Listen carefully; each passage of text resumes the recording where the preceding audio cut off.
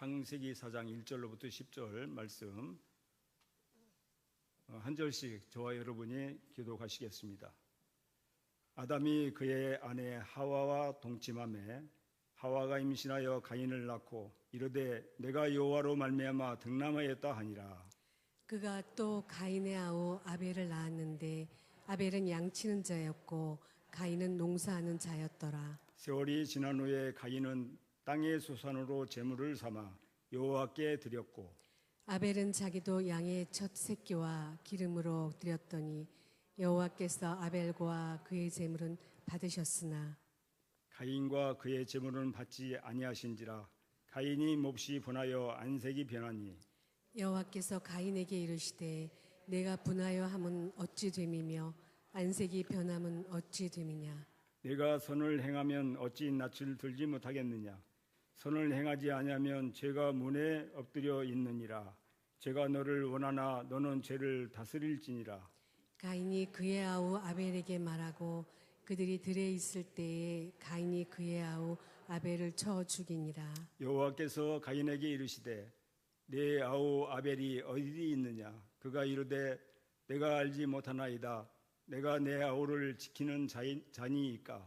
다 같이 읽겠습니다. 이르시되 내가 무엇을 하였느냐. 내 아우의 핏소리가 땅에서부터 내게 호소하느니라. 아멘. 오늘 우리에게 하나님 말씀을 전해주시는 강사님을 소개합니다. 강사님은 아프리카 세네갈에서 사역하시는 김인태 선교사님이십니다.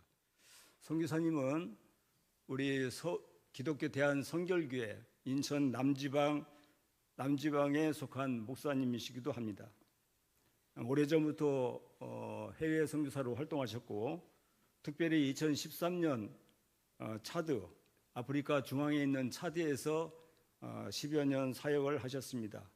그 이후에 나라를 변경해서 현재까지 서아프리카 대서양 쪽에 있는 세네갈에서 지금까지 사역을 하고 계십니다. 선교사님 나오셔서 하나님이 받으시는 예배라는 주제로 말씀 나눠주실 때 큰 은혜 받으시기 바랍니다. 나오실 때 큰 박수로, 뜨거운 박수로 환영해 주시면 감사하겠습니다.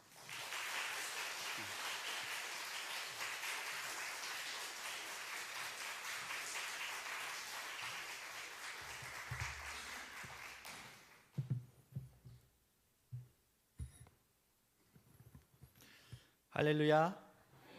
우리 오늘 수정교회 수요예배에 제가 이렇게 말씀으로 여러분과 은혜 나눌 수 있게 됨을 감사드립니다. 우리 기도하고 말씀 나누는 시간 갖도록 하겠습니다. 주님 아버지, 오늘도 저희들을 지켜주시고 이 예배 자리에 나와 주님께 예배하게 하심을 감사합니다. 또한 이 부족한 종 이 자리에 세워 저희 입술을 벌려 하나님의 말씀을 대언하려고 합니다. 정말 하나님께서 말씀하시고자 하는 말씀을 저희 입을 통하여 전하여 주시고 또 듣는 저희들도 정말 좋은 마음밭이 되게 하셔서 이 말씀 마음에 새기고 저희들의 삶 가운데서 이 말씀에 따라 살아가는 저희들 되게 하여 주시옵소서. 이 모든 말씀 예수님의 이름으로 기도합니다. 아멘.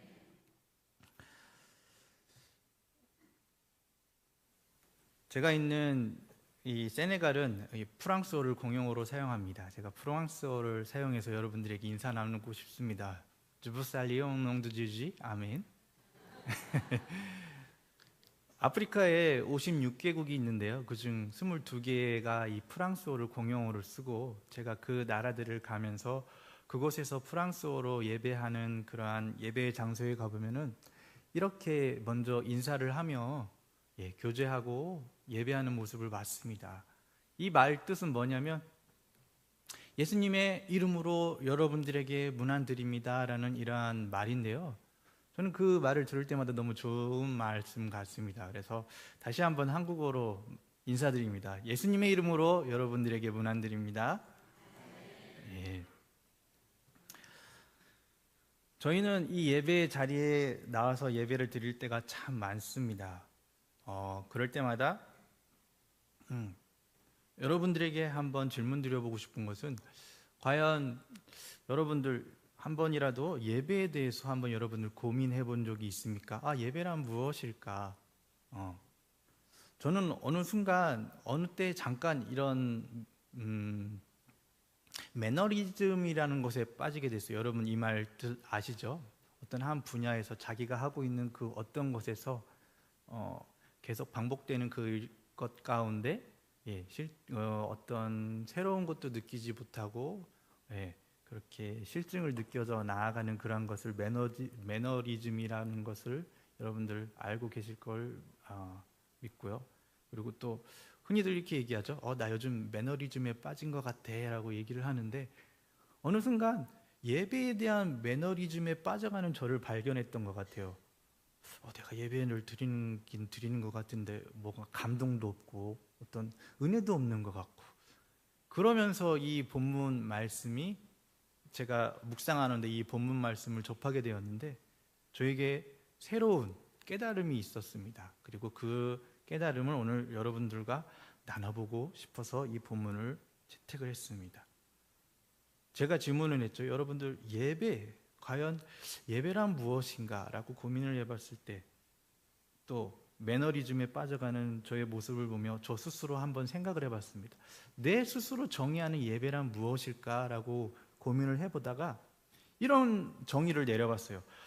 예배는 내 마음의 중심이 하나님께로 이동하는 시간이다 라는 정의를 해봤습니다. 즉 주권 이양인 것이죠. 무슨 얘기냐? 하나님이 하나님 되게 하는 겁니다. 내 인생의 왕이 누구인지 확인하는 시간이 바로 예배 시간이라는 거죠. 그래서 이 자리에 있는 저와 여러분, 다시 한번 내 인생이 누구인지 확인하는 그러한 예배 시간이 되기를 주님의 이름으로 축원합니다. 그리고 오늘 본문도 이러한 관점과 연결지어서 과연 우리가 어떠한 예배를 드릴 때 하나님께서 기뻐 봐주시는 참 예배가 될 수 있을까라는 것을 한번 들여다 보도록 하겠습니다. 오늘 본문으로 한번 들어가 볼까요? 1절의 말씀이죠. 아담이 그의 아내 하와와 동침하매 하와가 임신하여 가인을 낳고 이르되 내가 여호와로 말미암아 득남하였다라고 우리에게 말씀을 하고 있습니다. 자, 하와는 지금 여기에서 이렇게 고백하고 있는 것을 볼 수가 있습니다. 내가 여호와로 말미암아 득남하였다라고 얘기를 해요. 자, 여기 이 고백에서 여러분 이 사건의 주체가 누구인지 보이십니까? 내가 여호와로 말미암아 득남하였다라는 이 고백이 언뜻 보기에는 하와가 지금 생명의 주권이 하나님께 있음을 인정하는 듯 합니다. 하지만 더 자세히 들여다보면 그 주체는 내가라고 단정 짓는 거에서 보듯이 그 주체는 나라는 것을 알 수가 있는 거죠. 자, 이러한 것은 우리 성도님들이 가장 경계해야 할 그러한 생각인 것 같습니다. 내가 어느 자리에서 하나님 없이 어느 자리에서 내가 봉사한다는 것, 내가 누군가를 섬기는 그러한 섬김, 아니면 내가 교회에서 어느 자리에서 헌신한다고 하는 것, 이러한 것들이 우리를 교만의 자리로 이끌고 가는 그러한 지름길이 아닐까 한번 생각을 합니다. 하나님께서 주체가 되지 않고 내가 주체가 되어서 어느 자리에 선다는 것은 가장 위험한 생각인 것 같습니다. 이거는 다른 종교와 비교했을 때요, 다른 종교와 비슷하게 가는 그러한 것 같습니다. 우리가 이슬람을 알죠, 불교도 알지요, 또 다른 다 종교도 알지요. 그런 종교와 우리 기독교를 비교해 보면 무엇이 다릅니까, 여러분? 저희 세네갈은요 95%가 다 알라를 믿는 그런 무슬림들입니다. 그들은 보면은 그들의 삶 가운데서 그들이 행하는 모습들을 보면 정말 놀라울 정도예요. 하루에 5번씩 시간을 정해놓고 이마가 땅바닥에 닿기까지 기도를 하고요. 길거리에 구걸하는 사람한테 그냥 지나가지 않고 그들에게 도움을 주고요. 1년에 한 달을 금식을 하고요. 자기 평생에 한 번을 그 메카를 다녀오고요. 이러한 것들을 합니다. 불교는 또 어떻습니까? 제가 티벳이라는 곳을 가봤는데 티벳 라마 불교는요, 그들이 하는 그 모습들도 보면은요, 그 삼보일배라는 그런 순례를 아십니까? 그 히말라야 그 자락을 그 성지까지 3걸음 걸어가고 한 번 절하고 3번 걸어가고 한 번 절하고, 그러한 모습들이 그들의 종교성을 보면 대단합니다. 하지만 그들은요, 자기가 뭔가를 해서 구원을 이루어 가려고 하는 모습을 볼 수가 있습니다. 그러나 우리는 어떻습니까? 하나님께서 전적으로 우리를 긍휼히 여기시고 사랑하셔서 독생자 예수님을 보내서 십자가에 못 박혀 죽게까지 하시고 우리를 구원하신 그러한 구원이 아닙니까? 우리가 한 것은 하나도 없습니다. 그런데 내가 뭘 한다고 하는 건요, 이거는 정말 위험한 생각인 것 같습니다. 그래서 이 자리에 있는 저와 여러분들, 우리가 우리의 삶 가운데서, 아니 우리의 모든 자리에서 주님과 동행하며 내가 하는 그러한 자리를 주님께 내어드리는 그러한 저와 여러분들이 되기를 소원합니다. 아멘. 예, 이제 2절로 한번 가보시죠. 2절에 와서 보니까 이제 가인과 아벨에 대해서 그들의 삶을 소개하고 있습니다. 그가 또 가인의 아우 아벨을 낳았는데 아벨은 양치는 자였고 가인은 농사하는 자였더라. 예, 그러면서 3절에 가면 이제 본격적인 오늘 본문의 사건의 발달이 시작이 되죠.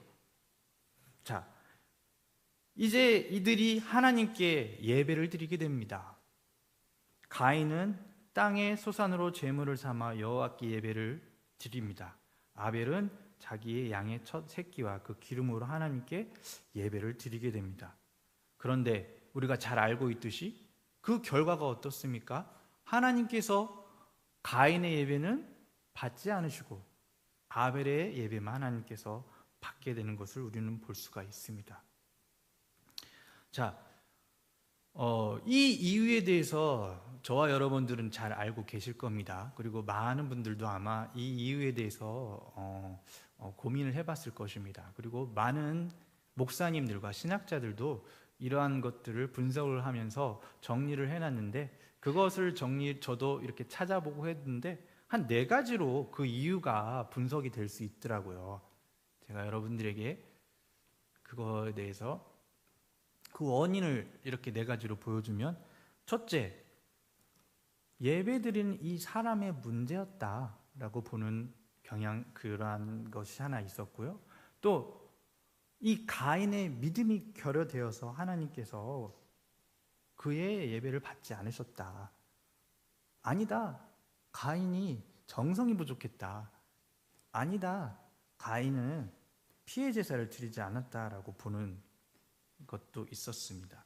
저는 이러한 원인들을 살펴보면서요, 오늘 본문과 또 가인의 삶을 제가 한번 생각을 하면서 이 첫 번째, 두 번째 이 문제와 연관이 되지 않았나 한번 생각을 해보았습니다.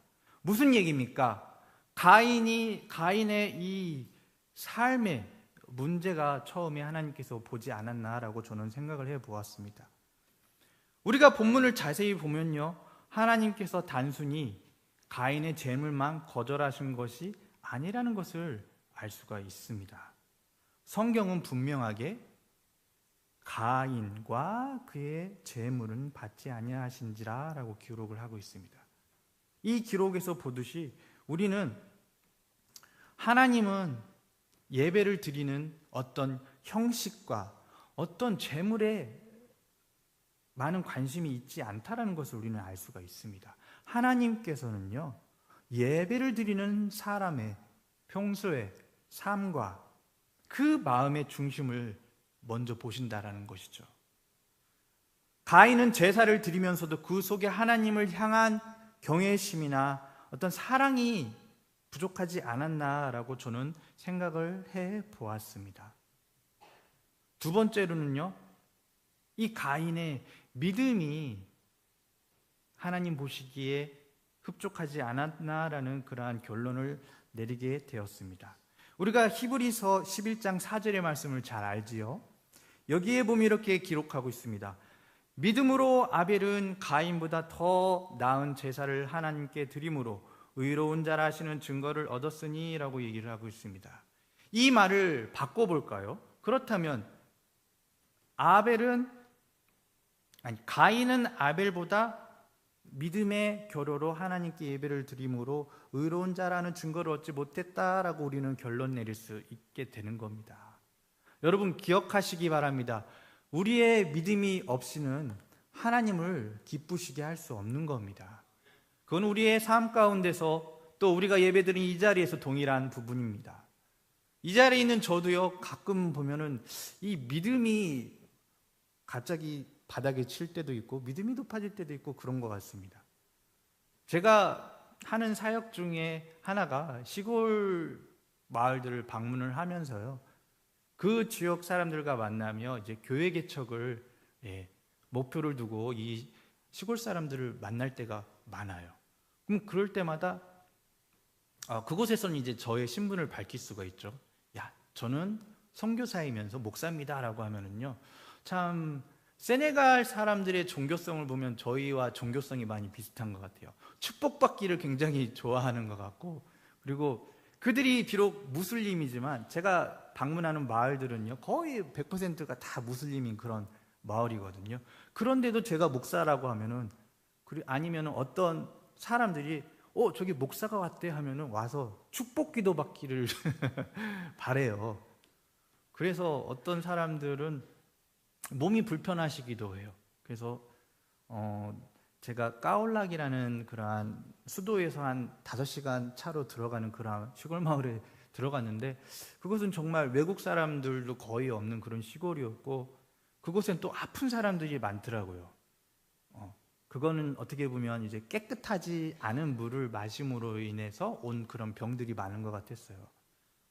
그게 이 관절염이 너무 심해서 잘 걷지 못하고 팔도 잘 못 움직이는 그런 분도 저에게 기도를 해주기를 원해요. 그러면 저는 이제 예수님의 이름으로 기도를 해주고, 누구는 머리가 굉장히 아프대요. 계속. 그래서 그러고 또 기도해달라고 하루 종일 쫓아다녀요.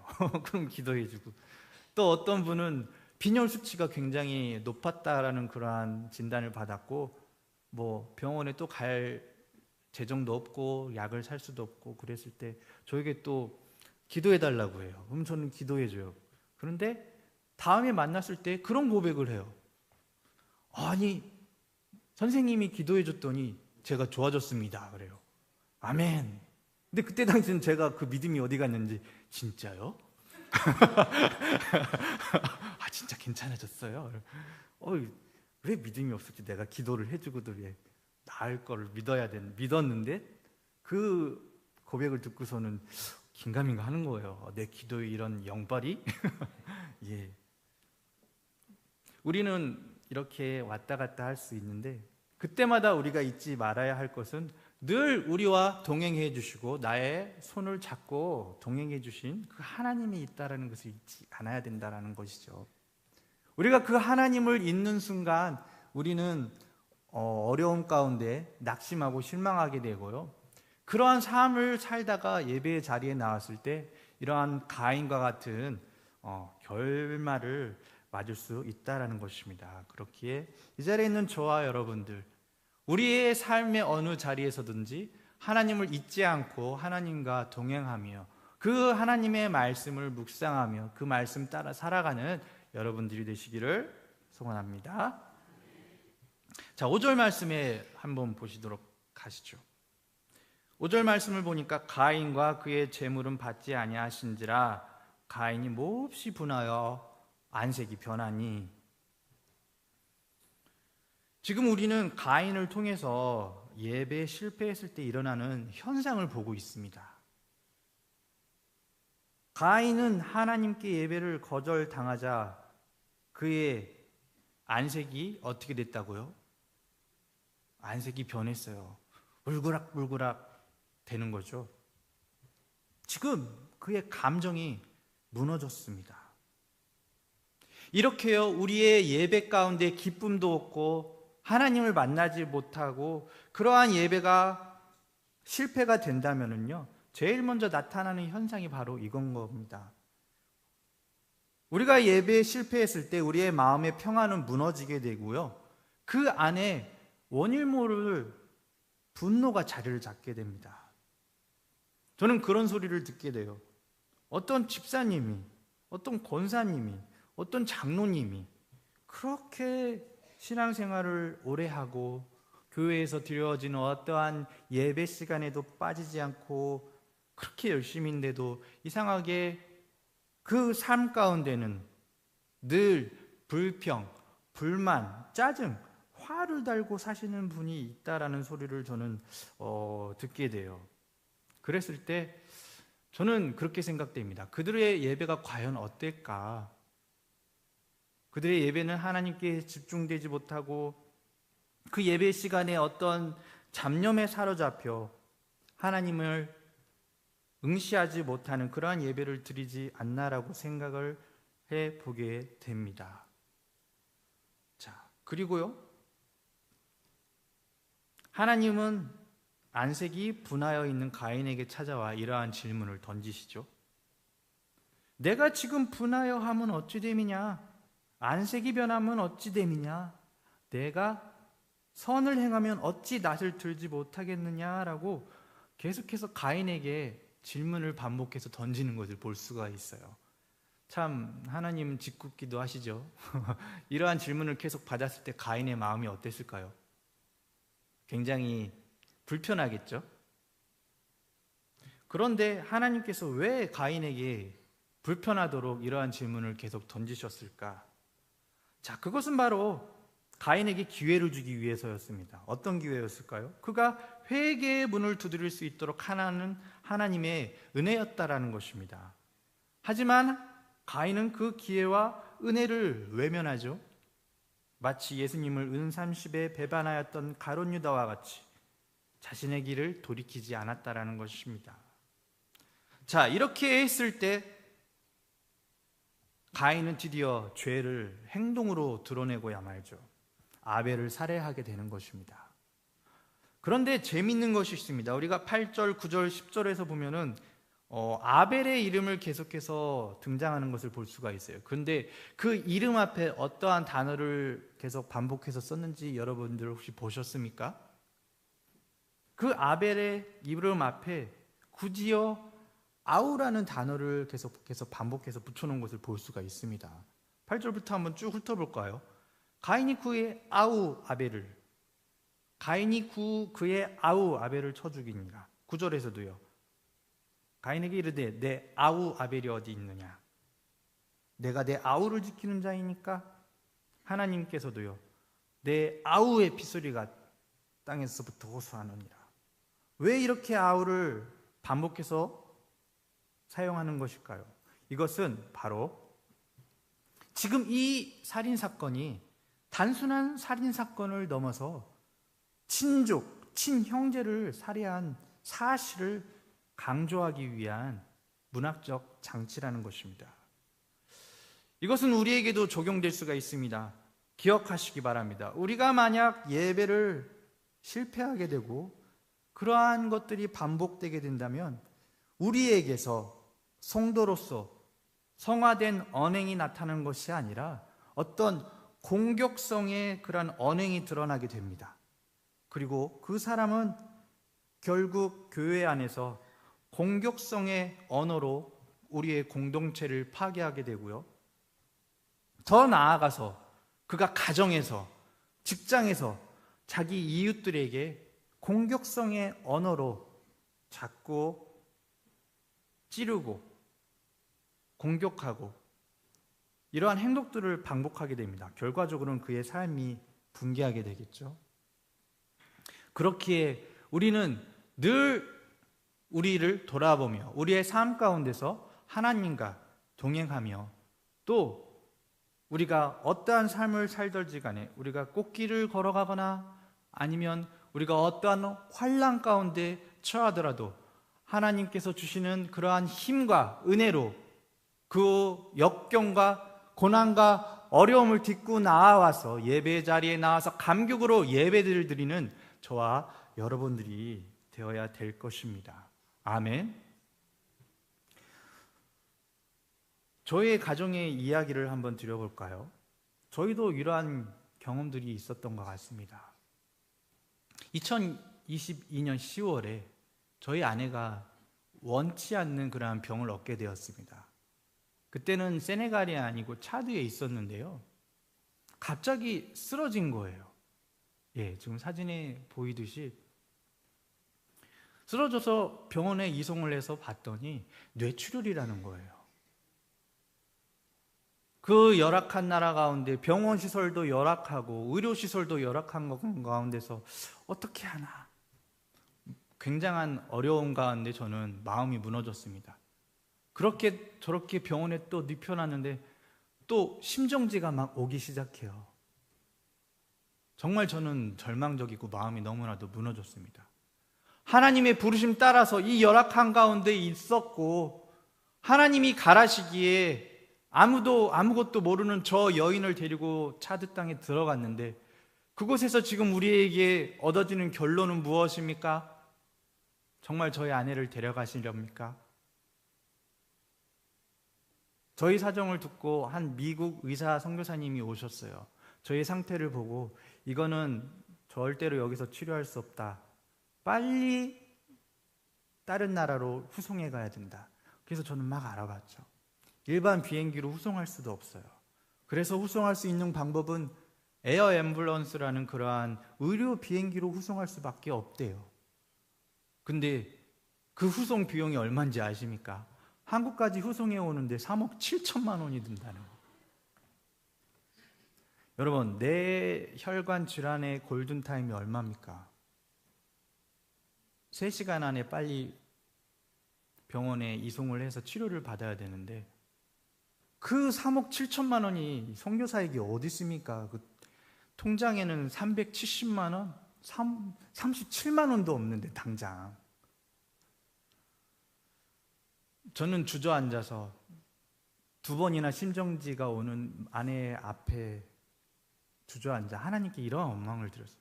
하나님, 도대체 어떻게 하시렵니까? 그러고 있는데 갑자기 이런 믿음이 몰려오더라고요. 너희 아내, 네 아내 죽지 않을 거야. 그런 믿음이 왔어요. 그래서 빨리 우리 선교단체 본부에 전화를 걸어서 그때부터 모금 운동을 시작했죠. 3억 7천만 원 빨리 모아야 갈 수 있다. 그 믿음이, 그리고 채워질 수 있다. 그 믿음으로 모금 운동을 시작했을 때 하루 반 만에 이 후송 비용이 채워진 거 아십니까? 더 놀라운 것은요, 후송되는 과정도 굉장히 중요했어요. 이 뇌출혈 환자가 비행기를 타고 고도 높이 올라가면 그 고도 때문에 혈관이 또 터질 수 있대요. 각오를 하고 가래요. 저는 편안했어요. 하나님께서 지키실 거야. 그랬을 때 이것도 무사히 통과했습니다. 그리고 기적적으로 4일 만에 한국에 도착했어요. 그리고 수술을 받았을 때 그 결과가 너무 좋았고 지금 여러분들이 보고 있듯이 저희 아내는 멀쩡합니다. 병원에서 막 퇴원할 때는 아직 시신경이 풀리지 않아서 한쪽 눈은 감아 있었고요. 혀는 굳어져서 말을 잘 못하고 한쪽 발은 또 약간의 마비 때문에 잘 걷지 못했어요. 그런데 그것도 한 달 만에 거의 다 마비가 풀리고 지금은 완전히 정상인처럼 회복이 되어서 그래서 세네갈에 다시 갈 수 있었던 겁니다. 저는 이러한 사건들을 겪으면서요, 제 안에 무너졌던 믿음들이 다시 한번 회복되는 것을 느꼈습니다. 그러면서 또 한 가지 감사한 거는요, 저의 첫째 아이를 하나님께서 그 어린 나이에 믿음으로 자랄 아이로 성장시켜 주셨어요.